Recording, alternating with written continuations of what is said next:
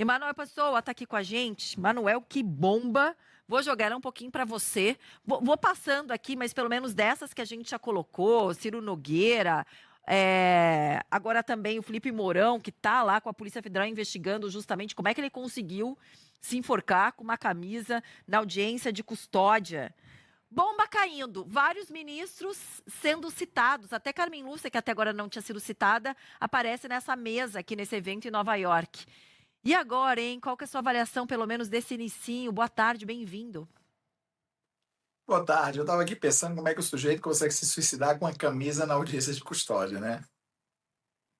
Acho que o Brasil está num É, ponto aí, as pessoas com medo do Brasil virar uma Colômbia, o Brasil está virando uma Rússia, né? Na Rússia, o pessoal que é inconveniente, todos caem do 10º andar, do 15º andar. Agora, no Brasil é suicídio com camisa no meio da audiência de custódia.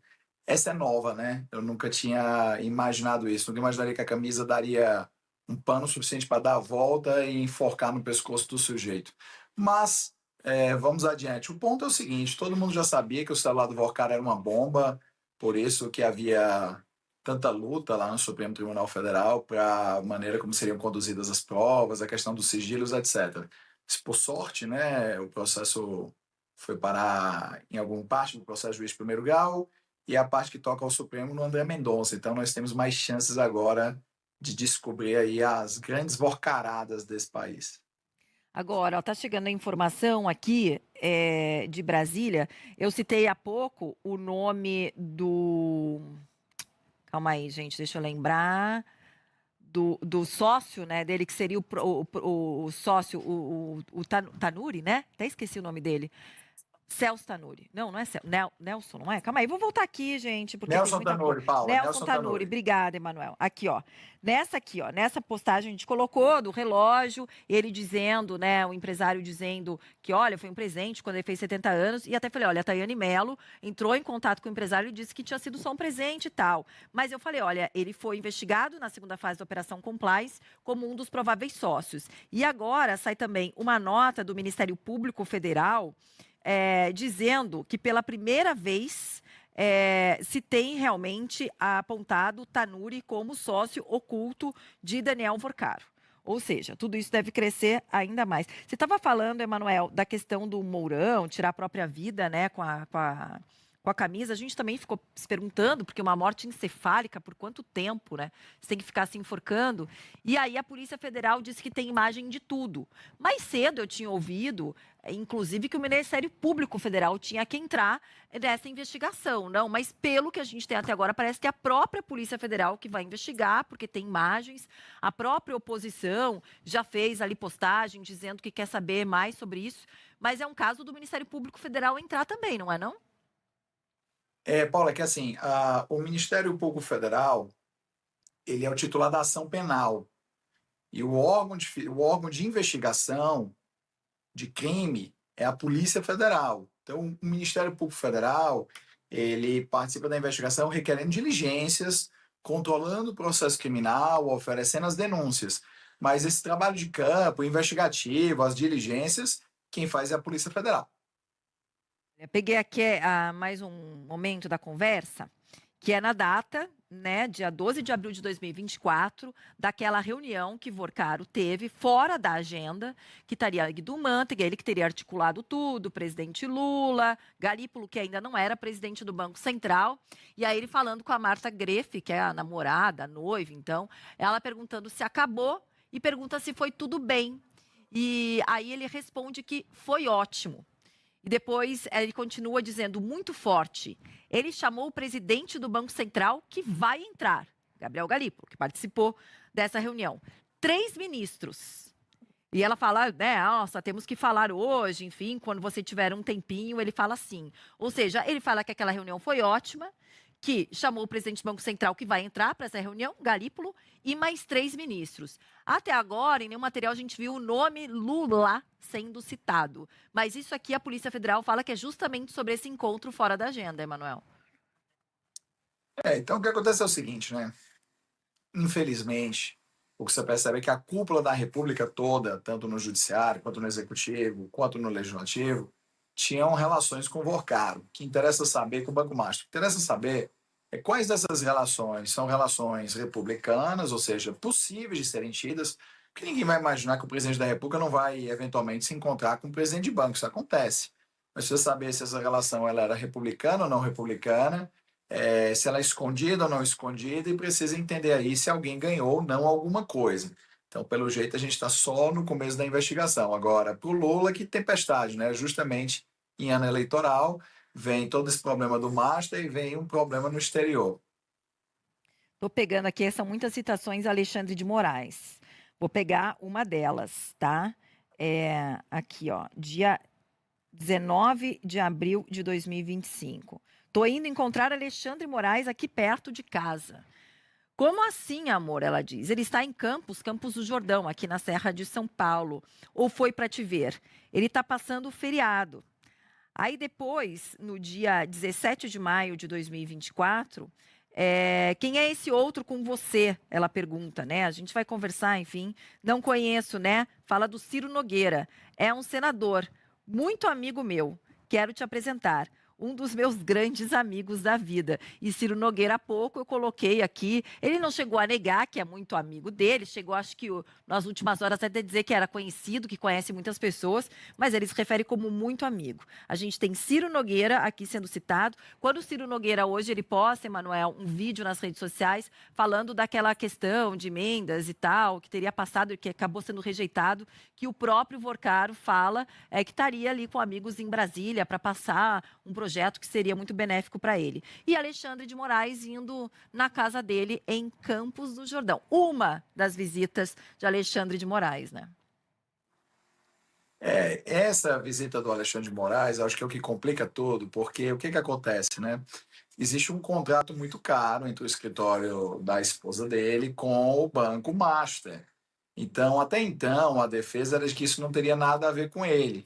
Mas cada vez que se mostra uma relação pessoal muito forte do ministro Alexandre de Moraes com o Daniel Vorcaro, fica complicado de sustentar a versão e fica sendo necessário mais investigações. O problema é que o Supremo Tribunal Federal não tem órgão de controle externo. Eles mesmos decidiram que eles não se sujeitam ao Conselho Nacional de Justiça. E o Senado não tem coragem de promover o impeachment real ou de convocar ministro do Supremo Tribunal Federal para depor em CPI. Porque eles têm medo que o Supremo Tribunal Federal os processe, libere os processos criminais contra eles, ou mesmo aqueles senadores que são mais honestos, têm medo do Supremo Tribunal Federal inventar qualquer discurso deles, ser um ato atentatório contra a democracia e afastá-los liminarmente do Senado. Então, a gente está numa situação muito difícil. Tem essa outra questão que ele se refere ao ex-ministro Jair Bolsonaro. Ela fala, surreal, são trocas de mensagem de novo dele com a Marta, tá? O ex-presidente Bolsonaro.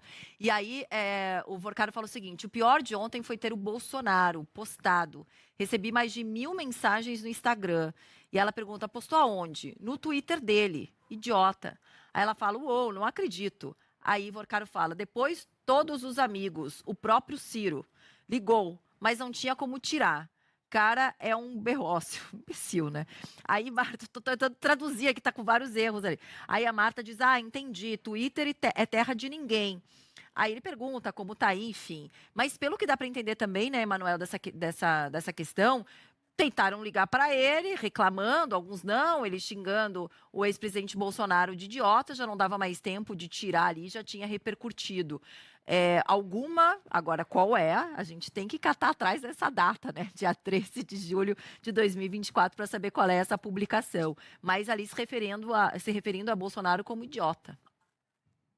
Precisa entender qual é a rusga, né, do Bolsonaro com o Banco Master. Se foi que o Bolsonaro não quis cumprir com algum desejo do Master, bloqueou alguma coisa, mudou alguma regra no governo dele, por isso ele e o Vorcaro teriam farpas, né? 24, o Bolsonaro já não estava mais no comando do país, então efetivamente não foi algo. Se fosse só por uma mensagem de Twitter, eu acho que o Vorcaro talvez tenha um ego um pouco muito inflamado, né? Para ter esse sentido atingido por um homem que já não apitava em mais nada.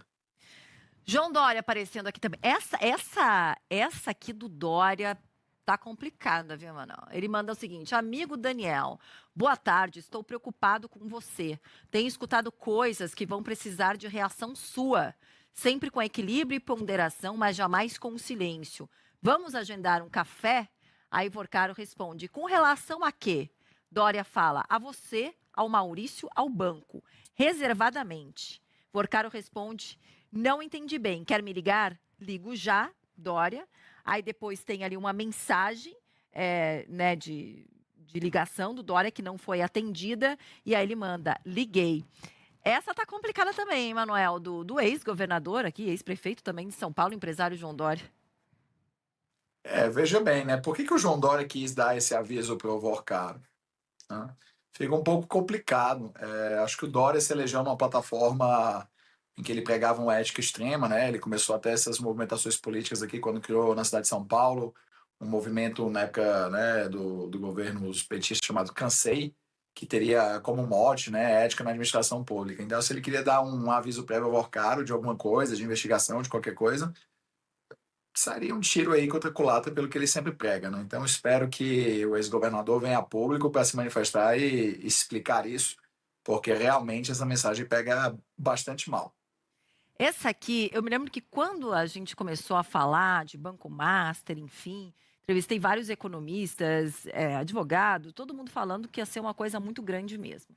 E que não tinha como o Master fazer no sistema financeiro algo sozinho, tanto que a gente já viu, né, alguns braços disso tudo surgindo. Aí tem essa conversa de novo, essa conversa com a Marta, o Vorcaro disse o seguinte, André disse que era o maior banqueiro do mundo.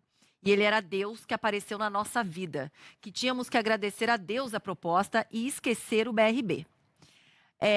Aí a Marta fala assim, ainda tem como incluir ele? Fui lá porque Banco Central pediu, porque ele é ardiloso. Entra na mente dos caras do Bacen. Vocês estão vendo que outros estão entrando aqui. Banco Central. Mas turma nossa tá pegando pesado demais. Essa semana fui massacrado. Aí ele continua, só os peixinhos de Faria Lima que embarcaram. Todos grandes empresários, políticos, até amigos dele, ficaram contra. Amigos dele me ligando, condenando ele a cada matéria. Eu tenho provas de quase todas. Essa conversa é uma daquelas que a Polícia Federal sentou e deve ter parte dela indo para vários lugares, em Emanuel, porque daí também entra no sistema financeiro, mas quando ele fala que grandes empresários políticos e até amigos dele ficaram contra, ou seja, é muita gente, é gente graúda entrando no sistema também. É que às vezes você não sabe se as pessoas estão contra porque estão contra de verdade, ou é solidariedade, ou para puxar o saco, o que for, mas obviamente, André, todos nós imaginamos que seja do BTG, né? Obviamente, existe essa questão. Mas veja bem, é muito difícil também a gente querer automaticamente dar crédito a tudo que uma pessoa como o Daniel Vorcaro fala. Então, obviamente, está no celular dele, mas isso não quer dizer que tenha máxima credibilidade. A gente não. É preciso um pouco mais de investigação nas falas dele. É mais fácil acreditar nas falas dos outros no celular dele do que nas dele. Mas, obviamente, nada pode deixar de ser esclarecido, nem em particular, porque o sistema financeiro nacional sofreu o maior ataque ao fundo garantidor com a quebra do Banco Master. Então é preciso que isso seja apurado, porque são dezenas de bilhões de reais que vão ser pagos pelo contribuinte. Manuel, estou prevendo que serão 3 horas daquelas. Eu sei que você tem um compromisso. Se antes das 5 você se liberar, você já volta aqui comigo para me ajudar nessa, tá? Tá bom, Paulo, obrigado. Beijo, até mais. Fique com Deus, tchau, tchau.